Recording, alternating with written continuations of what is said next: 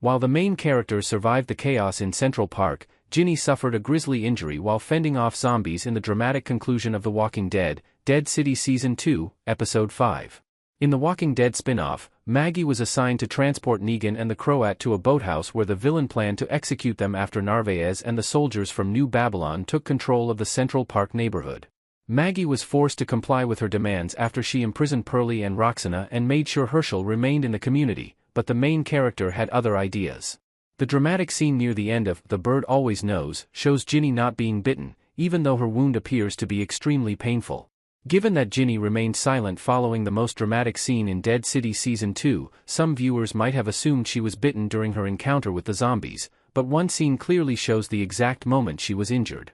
Ginny's wound was caused by a walker grabbing her just before she was able to save Maggie. The walker pushed Ginny back against an object, briefly impaling her.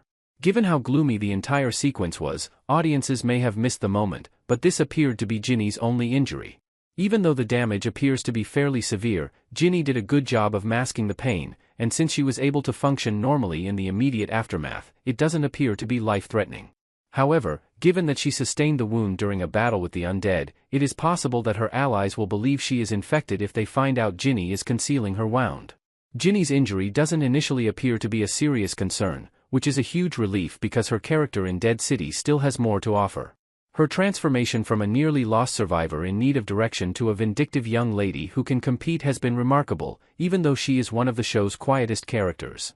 Despite her youth, Ginny has shown that she is capable of handling herself better than many of the so-called best soldiers in New Babylon, and her relationship with Negan still requires work. Negan and Ginny's relationship ended in Dead City after Ginny confessed to killing her father, and she appeared intent on killing her former father figure. They still need to face each other before either of them dies, even though it might be a little too daring for The Walking Dead to kill off Negan in a spin-off, especially at the hands of a relatively new character. In order to complete Ginny's main character arc, Dead City must keep her around long enough for her to either outgrow Negan or mend fences with him. Given how much emphasis Dead City placed on Ginny's wound, it appears that it will continue to be significant. Unless The Walking Dead goes all out to make Hershel a villain, none of Maggie, Perlie, or Hershel are likely to kill her on the spur of the moment, even though they might notice the injury and think it was a bite. It appears more likely that the wound will worsen instead, possibly leading to an infection that reduces Ginny's effectiveness and necessitates medical care. Then, because of her stubbornness, she might disregard any worries and carry on hunting Negan, which could cause serious issues.